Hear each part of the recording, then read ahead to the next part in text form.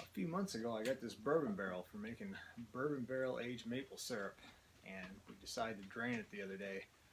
Problem was I couldn't figure out how to get what they call the bung out of here, or the plug.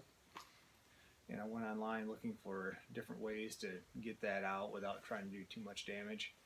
And the best thing that they had was called a bung puller. Unfortunately, these were $280 to $329, so I decided to make up my own. Now what I did is I took a 5/16 screw. It's not as tapered as the one that was online. A rod, and then some square tube stock teed off, and the professional one, for $329. This right here slides up inside of here, so when you pull it, you get that inertia, the oomph. I forgot, and I left this a little bit too long, because I wanted to be able to pound down onto it, push it in. But I can cut this off, redo that.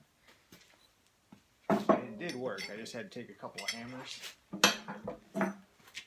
screwed it in, and popped up, and it popped right out. There was some pressure buildup, but this right here, it's about, I don't know, 7/16 or so, maybe a little bit bigger, and it's just a real narrow piece, and you slide that in, and you can gauge your depth on it. And I welded the screw on the end of it.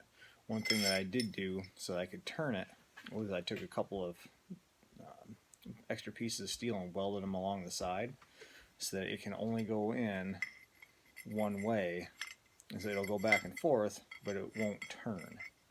So you can actually push down and turn that screw into the bung and pull it out. That's a do-it-yourself way. If you go to some of your local shops, $5, maybe $10 for that kind of steel, and if you got a welder, weld it together.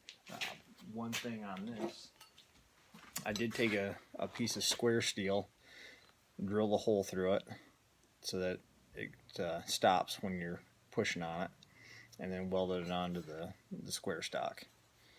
That was pretty easy. So a drill or a drill press, a welder, and an angle grinder with both a grinding and a cutting wheel, and that will get you going. Hopefully this helps you out on opening these barrels, and not $280 worth.